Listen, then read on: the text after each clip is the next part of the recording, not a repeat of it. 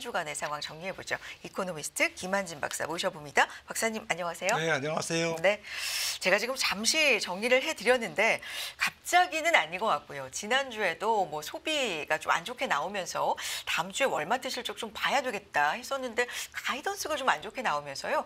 경기 둔화 경고음이 확산된 거라고 봐야 됩니까? 아니면 이 정도 표현까지는 너무 좀 무거운 겁니까, 박사님? 네, 경기 선행지수를 발표한 컨퍼런스 보드의 종합 결론은 급격한 경기 침체는 보이지 않는다, 없을 것 같다라는 게 결론이고요. 네. 말씀 주셨듯이 지금 뭐 여기저기서 경기에 대한 약간 우려스러운 지표들이 나타나고 또 조금 있다가는 또 좋은 지표도 나타나고 이렇게 지금 되게 뭐 많이 헷갈리는 그런 상황입니다. 그도 그럴 것이 경제 지표라는 게 그렇지 않습니까? 뭐 어느 한 지표로 그렇죠. 뭐 침체를 우리가 완전히 콕 집어낼 수는 없는 일이고요. 네. 그래서 오락가락 하다가 결국에는 이제 천군 백군 뭐 줄다리기 하듯이 조금 좋은 요인과 나쁜 요인이 뭐 서로 이제 밀당하다가 어느 쪽으로 이제 확 꺾이면 이제 그게 이제 사람들이 인식하는 본격적인 경기 침체가 이제 도래하는 이제 그런 현상이 많거든요.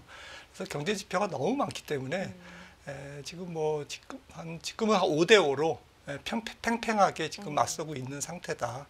그런데 경기 선행지수는 사실 뭐 새삼스럽지는 않습니다. 한 2년 넘게 하락세를 보이고 있기 때문에.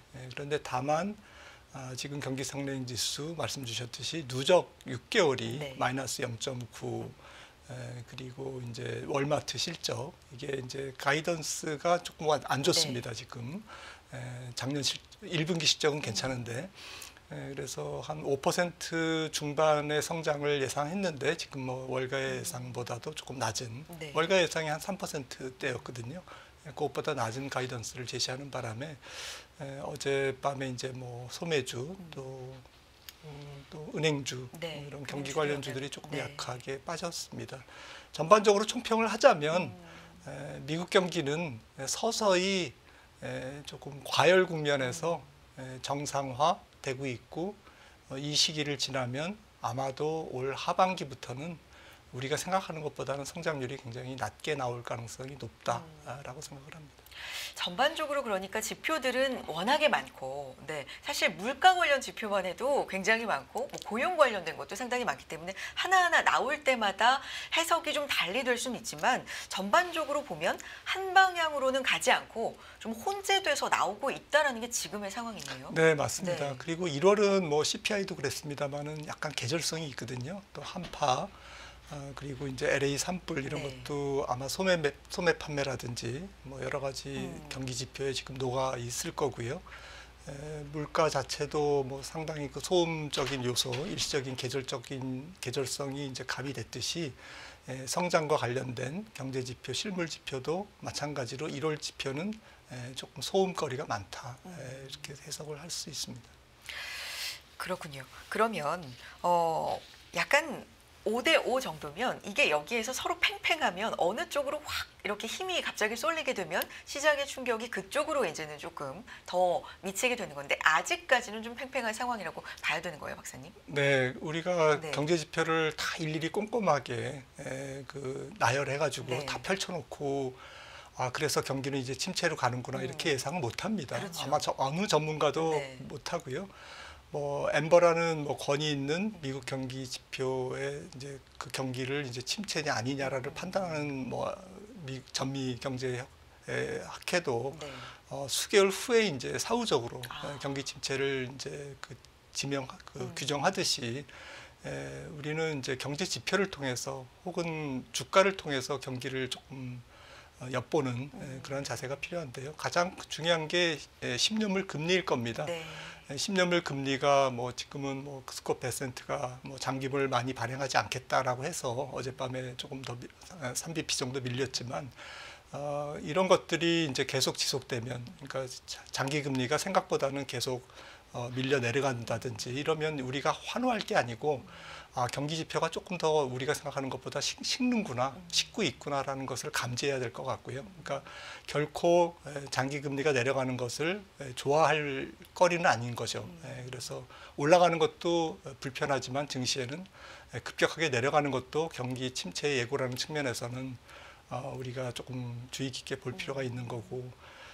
그리고 이제 뭐 여러 가지가 있겠습니다만은 고용 지표가 원래는 경기 이제 후행 지표지만 지금은 고용 시장이 수요와 공급, 그러니까 실업자와 기업의 구인 건수가 지금 거의 맞닿아 있습니다. 그래서 파월 의장도 계속 연준 인사들도 여러분들이 미국 고용 시장은 지금 균형 상태에 있다라고 얘기하는 게 이제 그런 의미인데, 실업자와 기업들의 이제 그 사람을 찾는 구인 건수, 이게 지금 균형인데 이게 이제 균형이 깨질 겁니다. 조금 있으면 어떤 요인으로든 깨질 건데, 월마트가 뭐 대규모 해고를 하면서 너희가 해고해, 나도 해고해 이러면서 이제 그게 도미노식으로 해고가 늘 수도 있고, 빅테크 쪽에서 대량 해고가 늘 수도 있고요. 그래서 어떤 이제 계기로 해고가 늘 텐데, 그러면 이제 고용의 수급이 깨지는 거죠. 그러면 이제 임금 상승률도 둔화되고 물가도 잡히지만 결국에는 경기는 이제 침체 국면으로 이제 천군백군 게임에서 팽팽하던 게 어느 한쪽으로 쏠리는 시점이 있을 텐데, 우리가 그거를 이제 뭐 1분기다, 2분기에 올 것이다, 아니면 뭐 내년에 올 것이다 이렇게 예단할 수는 없습니다. 점쟁이도 아니고요.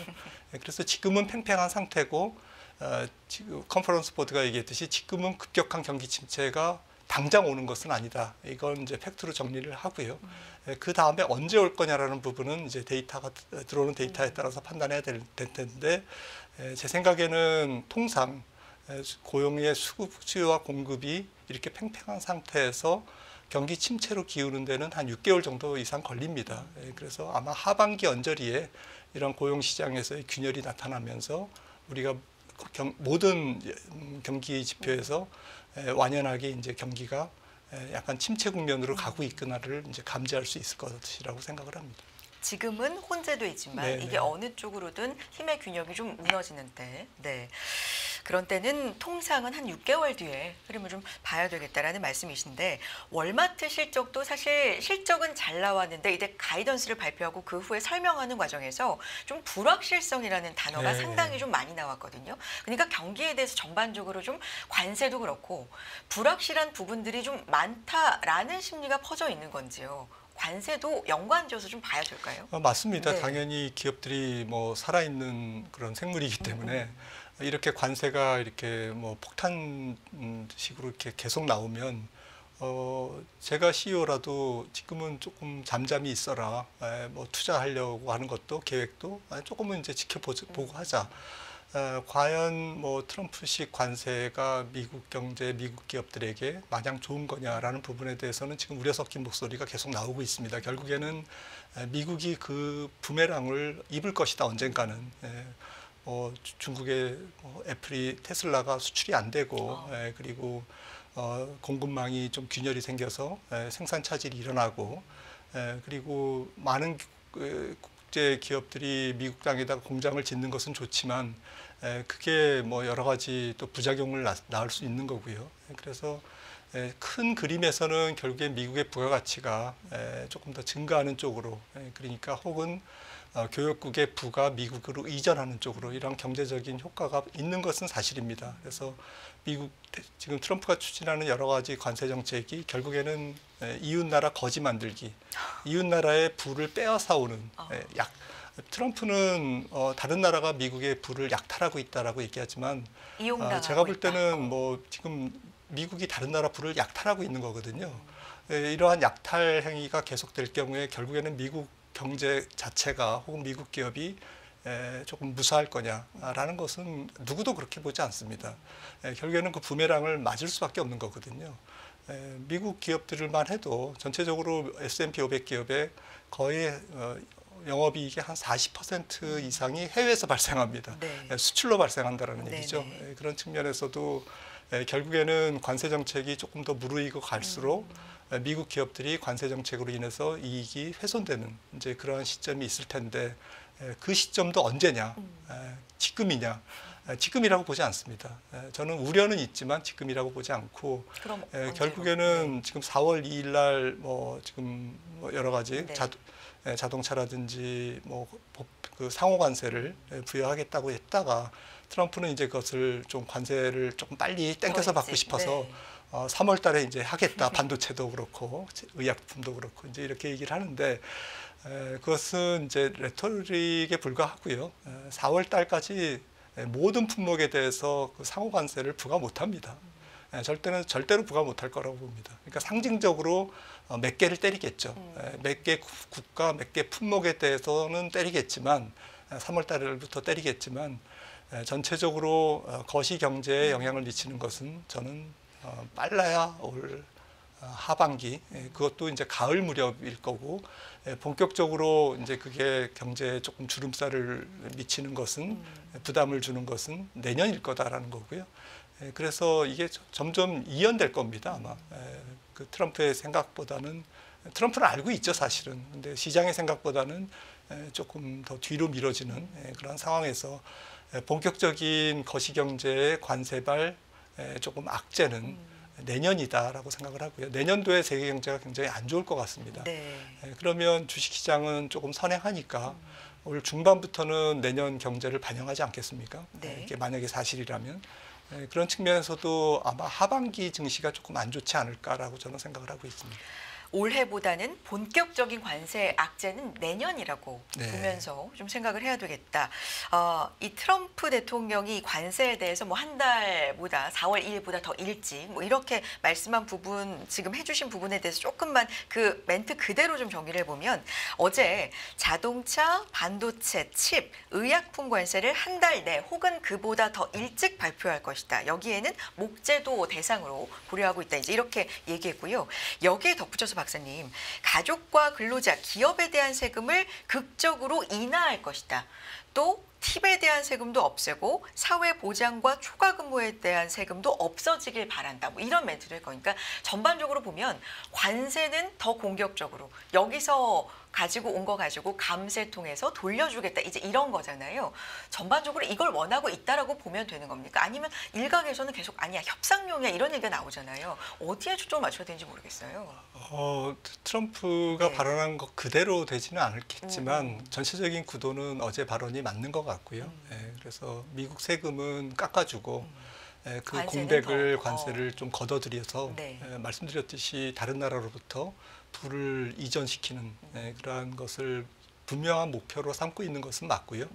하지만 이제 그 속도와 범위 그리고 여러 가지 대상 그런 것에 대해서는 굉장히 복잡한 현실적인 문제가 있다라는 것을 좀 말씀드리고 싶고요. 전체적인 구도는 맞을 것 같습니다. 그리고 궁극적으로 트럼프가 추구하는 혹은 뭐 미국 그 지금 현재 관료들이 추구하는 관세 정책의 궁극적인 목적 중에 하나는 미국의 GDP 중에서 제조업 비중을 지금 한 18% 정도 되는데 이것을 아마 30%까지 끌어올리는 이제 그러한 큰 프로젝트의 일환이라고 저는 생각을 합니다. 그러니까 사실 GDP 1인당 GDP 6만 불 넘는 국가에서 네. 국가 GDP의 제조업 비중이 지금 30% 되는 국가는 지금 일본밖에 없습니다. 독일도 25% 정도고요. 그런데 미국은 이제 아마 이제 그것을 할 것 같습니다. 그래서 미국 땅에다 공장을 짓고 새로 지어지는 공장의 부가가치를 굉장히 높이면서 이 제조업이 전통 저부가 제조업이 아니고 첨단 고부가 제조업으로 그리고 미국에 발달된 소프트웨어를 접목한 세계 최강의 새로운 제조업을 아마 꿈꾸고 있는 것 같고요. 그렇다면 뭐 만약에 트럼프의 지금 나온 공약대로 한다면 다른 나라는 다 공장 문 닫아야 되고 미국의 공장을 짓든지 아니면 공장을 폐쇄하든지 미국의 관세를 25% 물고 수출할 자동차 회사가 어디 있겠습니까? 그거는 뭐 수출할 수도 있겠지만 결국에는 조금 비현실적인 이야기라는 것이고요. 그래서 액면 그대로 트럼프의 지금 관세 계획을 다 이렇게 받아들일 필요는 없을 것 같습니다. 그거는 이제 말씀 주셨듯이 일부는 이제 조금 협상의 여지가 있다라는 것이고요. 그래서 억만장자 댄롭 이런 분도 지금 뭐 그 미국의 관세 정책을 트럼프의 말을 액면 그대로 믿지 말고 거기에 일비일비하지 마라. 투자에 거의 도움이 안 된다라고 자기는 그렇게 생각한다. 돈을 많이 버신 분들이 그렇게 얘기를 하니까 조금 위안이 되는데요. 저도 네. 좀 할 필요는 없고 이거는 장기적인 미국의 산업 구조 개조 프로젝트다. 출발을 트럼프가 한 거고. 제조업 쪽으로. 네. 그리고 결국에는 미국의 부가가치를 많이 떨어뜨리는 그러한 작업을 지금 시작한 거다. 이렇게 해석을 하면서 좀 장기적인 시각에서 볼 필요도 있는 것 같습니다. 그렇군요. 그런 가운데 국내도 당연히 경기에 대해서 전망이 뭐 좋을 수는 없습니다. 여러 가지 환경상 부정적인 기업들의 경기 전망이 3년 연속 지금 이어졌는데 어떤 지표냐면요. BSI 전망치입니다. 이게 90.8로 3월 이 전망치가 나왔는데 기준이 100인 거잖아요. 그럼 90.8이면 이제 기준치를 당연히 밑도는 건 당연한 거고 이게 3년 연속 좀 부정적인 경기 전망이니까 어떻게 평가하시는지 궁금한데요. 네, 이것도 어제 오늘 얘기가 네, 아니고요. 그렇죠. 근데 지금 이제 최근에 이제 급감하는 그런 부분들은 기업들이 이제 아무래도 BSI가 이제 설문조사니까 네. 한국경제연합회에서 하는 설문조사인데 이게 이제 조금 올해 들어서 특히 1월 지표가 이제 급감한 이유는 트럼프 관세 정책과 무관하지 않은 것 같고요. 또 국내 여러 가지 건설 부진이라든지 PF 문제라든지 또 가계부채 문제 그리고 국내 정치의 리더십 부재 뭐 이런 것들이 국내적으로 다 가세된 그러한 조금 안 좋은 지표가 계속 나올 것으로 생각을 합니다. 이번 1월 달로 그치는 것이 아니고 올 상반기 내내 안 좋은 지표에 우리 경제가 시달려야 될 것 같고요. 이거는 이제 순환적인 측면과 구조적인 측면 이제 두 가지로 나눠서 생각할 필요가 있는데 구조적인 측면은 이제 이게 단숨에 뭔가를 구조를 개선할 수는 없는 거고요. 산업 전체의 부가가치를 높이고 또 저부가 산업은 비중을 낮추고 고부가 산업을 높이고 이러한 작업이 필요한 건데 예를 들자면 뭐 대규모 AI 센터, 클라우드 서비스 센터를 유치한다든지 또 여러 가지 이제 첨단 산업에 대한 기업들의 투자가 증가한다든지 이런 것들은 이제 하루아침에 이루어질 수는 없는 것이죠. 뭐 첫 삽은 뜰 수 있지만 이런 부분들이 이제 좀 과제인데 이런 것들이 나타나려면 시간이 많이 걸리기 때문에 올해 전체적으로는 이제 순환적인 지표에서 미국 경제나 관세 정책에 연동돼서 움직일 것 같은데 이런 순환적인 측면의 경기 지표의 부정적인 영향도 올해는 안 좋다. 거기다가 내수 쪽에서 지금 BIS도 보시면은 지금 철강 그리고 자동차가 안 좋고요. 관세에 해당되는 품목이죠. 그리고 내수 건설이 안 좋습니다. 네. 그래서 이런 부분들은 당장 올해 크게 기대할 수가 없는 그러한 섹터들이 1월 BSI에서 안 좋은 신호가 나왔거든요. 그래서 조금 이제 올해 전체적인 우리나라 경제 성장률도 1%대 중반을 넘지 못하는 굉장히 최악의 성장률이 나올 가능성이 있다라는 것을 좀 직시할 필요가 있는 것 같습니다. 이런 가운데 이제 경기에 대한 전망, 뭐 성장률 전망치도 그렇고 워낙에 좀 부정적이다 보니까 추경 얘기도 계속 논의가 지금 이루어지고 있는 상황이고 통화 정책, 금리를 이제 다음 주니까요 내릴 것인가 이런 부분인데요. 그 한국은행이 사실 존립 자체라고 할까요? 가장의 일 목표는 물가잖아요. 물가를 안정시키는 목표가 있는데 최근에 보면 물가 쪽이 안정적으로 유지는 되고 있지만 좀 들썩거리는 흐름은 보입니다. 1월 생산자 물가도 전월보다 0.6% 올랐다고 하는데 사실 미국 물가는 우리가 계속 체크를 해도 한국은행에서 발표한 이 물가는 좀 생소하긴 한데 계속 좀 요즘에 작지만 튀고 있는 상황인가 봐요. 네, 특히 우리나라 지금 농산물 가격, 네. 신선 과일 이런 것들이 뭐 무지막지하게 올랐거든요. 딸기를 비롯해서 이런 것들이 또 유가도 올랐고요. 또 환율이 지금 지난 연말부터 올랐기 때문에 그게 이제 후행해서 국내 휘발유 가격을 상승시키고 있고요. 이런 것들이 모두 포함된 1월 생산자 물가 약간 쇼크에 가까운 그런 상황인 것 같고요. CPI도 지금 우리나라 2.2%인데 최근 수치가 이게 뭐 미국보다는 낮지만 뭐 미국 3% 초반이니까요. 하지만 우리나라에는 이제 그 집 가진 사람들의 자가 보유의 그 렌트비 환산이 안 들어가 있습니다. 전월세만 들어가 있거든요. 네. 이런 부분에서 실제로 이런 것을 국제 기준으로 감안하면 2.2%보다는 지금 높은 상태고 각국이 이제 물가를 이제 산정하는 이런 통계 방식이 다르기 때문에 좀 절대 수치보다는 추세가 중요한데 추세가 지금 안 좋습니다. 그래서 경제는 안 좋고 실물 경제는 안 좋고 물가는 조금 더 올라가는 그러한 추세이기 때문에 이걸 둘이 합치면 이제 스태그플레이션이라고 우리가 부릅니다. 고통 지수가 올라가는 것이죠. 그래서 전체적으로 조금 올해 경제 매크로 환경이 안 좋을 것 같고요. 그래서 한국은행이 금리를 2월 이제 다음 주에 인하할 것 같습니다. 인하할 것 같은데 뭐 한 번 인하하는 것으로 그치지 않고요. 아마도 이제 올해 한 번 더 인하할 것 같은데 한 2번 정도 인하할 것 같은데 생각 같아서는 한 서너 차례 인하하기를 바라겠죠. 지금 뭐 정부도 그렇고요. 하지만 말씀 주셨듯이 이제 미국의 좀 금리 인하가 속도가 조금 더딜 것이다. 지금 어제 연준 인사 중에 한 분이 패트릭 하컨지 잘 기억이 안 나는데 중립금리가 3.0에서 3.5% 사이라고 이제 얘기를 했습니다. 그래서 지금 연준이 공식적으로 생각하는 경제에 조금 제약적이지도 않고 그다음에 완화적이지도 않은 중립금리를 3.0으로 공식 발표했는데 그게 이제 3.5%라는 얘기가 나온 것은 파월 의장도 전에 한번 얘기를 했습니다마는 중립금리가 올라가 있는 것 같다. 그러니까 연준이 금리를 올해 많이 못 내린다라는 것이죠. 이런 상태에서 한국은행이 금리를 많이 내릴 수 있을까? 그러니까 상당히 이런 부분에서도 지금 우리나라 조금 통화 당국이 한국은행이 좀 곤혹스러운 상황에 처해 있다라고 이제 정리할 수 있겠습니다.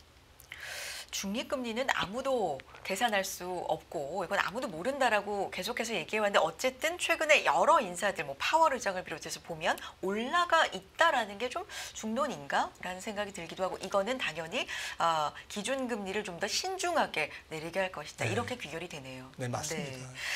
일단 다음 주 한국은행은 한번 금리를 내릴 것이다라고 예상을 시장도 좀 하고 있는 거. 박사님도 그렇게 말씀해 주셨는데 멘트가 또 중요하잖아요. 지난번에는 환율 같은 경우가 또 발목을 좀 잡았고 이런 질문들도 많았습니다. 그러니까 지금 돌아가면서 경기, 환율, 정치적인 상황 뭐 아직 안정적이긴 하지만 물가까지도 조금 튀고 있기 때문에 전반적인 고려가 필요한데 최근 환율 같은 경우는 아주 큰 하락은 아니지만 그래도 안정적인 흐름을 보여주고 있는 것 같아요. 어떤 부분에 좀 고려가 있을까요? 한국은행 입장에서는? 한국은행 입장에서는 그래도 뭐 미국의 눈치를 볼 수밖에 없겠죠. 지금 연준이 올해 뭐 많아야 한 2번, 그리고 제 생각에는 뭐 한 번이 유력하고 그 한 번마저도 만약에 상반기 성장률이 2%대 중반을 넘었으면 아마 1분기 성장률이 지금 애틀란타 여론에서 2.3%로 지금 어딩하고 있습니다만은 이게 뭐 한 2.5%나 그 이상으로 나오면 아마도 상반기에 금리 인하는 물 건너 갈 것 같고요. 그러면 이제 하반기로 넘어가는데 하반기는 이제 경제가 조금 꺾여야 이제 내릴 수 있고 그렇다고 보면 한국은행이 무작정 뭐 지금 환율이 조금 안정됐다고 해서 안심하고 금리를 내리기에는 좀 쉽지 않은 상황이지 않나 싶습니다. 그러면 인하를 하면서 어떤 가이던스라든지 발언은 약간은 매파적으로 나올 가능성을 좀 염두에 둘까요? 매파적이라기보다는 신중론으로 신중하게. 나올 것 같습니다. 그리고 트럼프의 관세 정책이 아직 다 드러낸 것이 안 드러난 게 아니기 때문에 지금 중국이 위안화를 조금 절하고시할 수 있는 카드를 지금 비축하고 있는 상태거든요.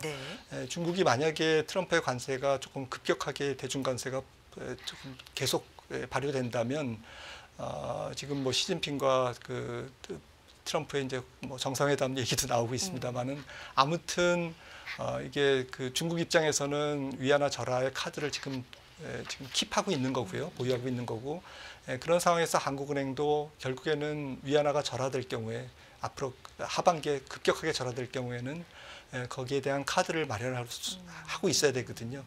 그런 상태에서는 금리 인하를 아마 하반기로 조금 미루는 그러한 전략 그런 생각을 갖고 있을 거라고 저는 생각을 합니다. 중국 얘기해 주셨으니까 LPR 금리를 네. 동결했습니다. 이제 어제였죠. 중국의 최근 상황, 경제 정책을 어떤 방향으로 지금 가져가고 있는 건지 3월에는 이제 또 양회도 앞두고 있는 상황이니까요. 이 부분 진단 좀 부탁드려요. 중국은 우리나라보다 경제 정책이 굉장히 스마트한 것 같고요. 첨단 산업 쪽, 혁신 성장 산업 쪽으로 자본이 흘러가도록 계속 푸시하고 있고, 그리고 창구 지도를 통해서 좀 생산성이 낮은 부동산이나 이런 부분들은 지금 3년째 규제를 하고 있습니다.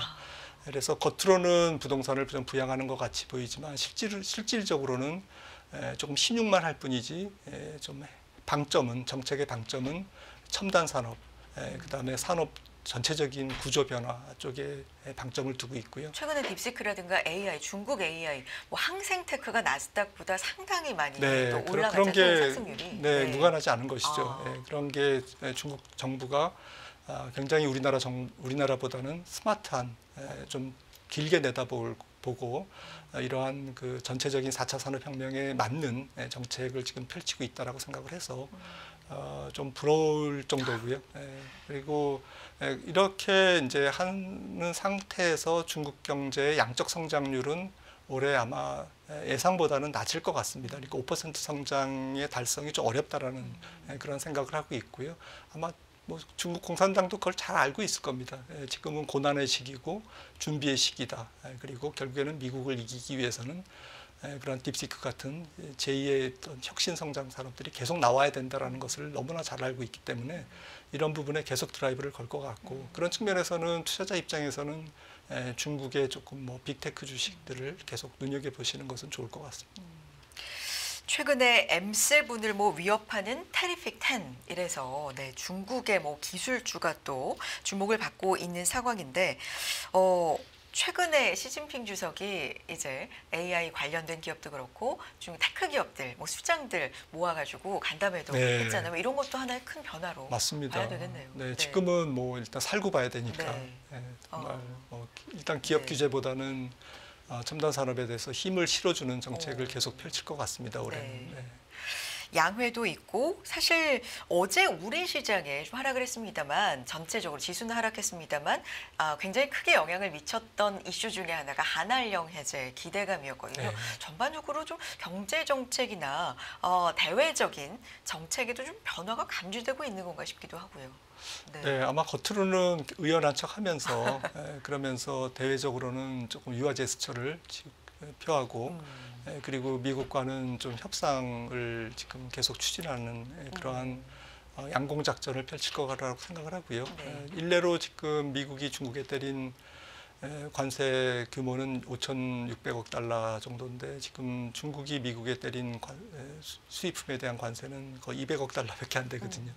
그것도 굉장히 예민한 지금 콩, 대두에 대해서는 지금 부과를 안 하고 있고요. 그거는 우리 협상하자라는 제스처인 거고요. 이런 부분들에 대해서 미국도 아마 협상에 조금 응하면서 아마도 조금 미중 간에 조금 좋은 소식도 좀 증시에 나오지 않을까라는 기대감을 조금 지울 수 없습니다. 뭐 합의 가능성에 대한 언급도 있었고요.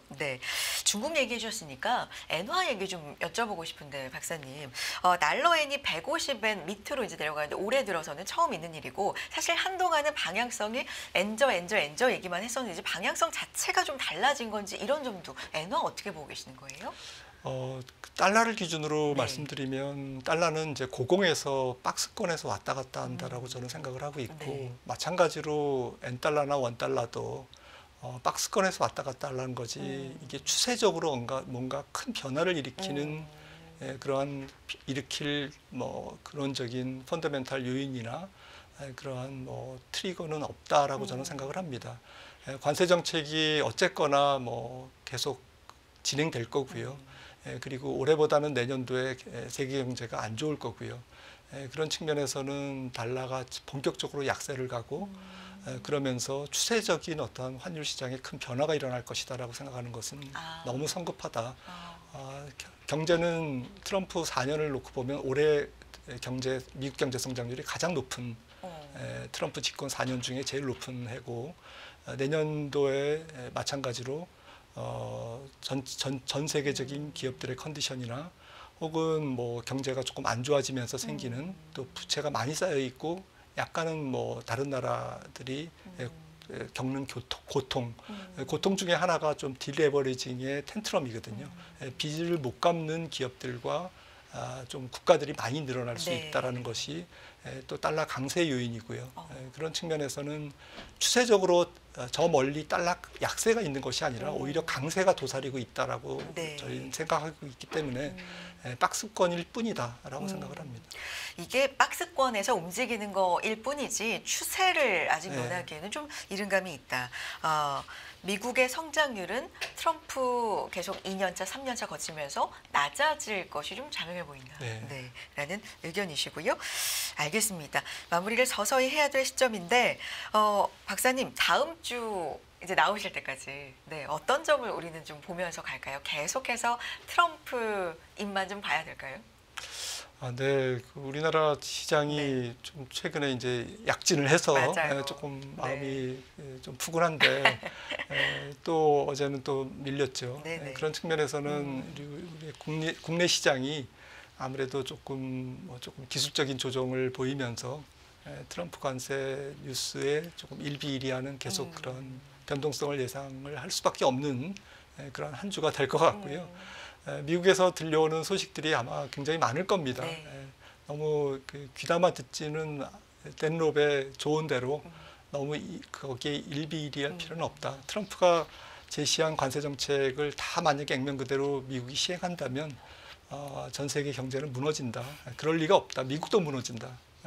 아마 그 안에 그 중간에서 협상의 접점이 마련될 것이다, 찾아질 것이다 이런 생각을 조금 하시면서 대응하시면 될 것 같습니다. 알겠습니다. 한 주 동안 또 쌓인 이야기들 다음 주에 모셔서 여쭤보도록 하겠습니다. 오늘 여기까지 듣도록 하죠. 이코노미스트 김한진 박사 함께했습니다. 박사님 고맙습니다.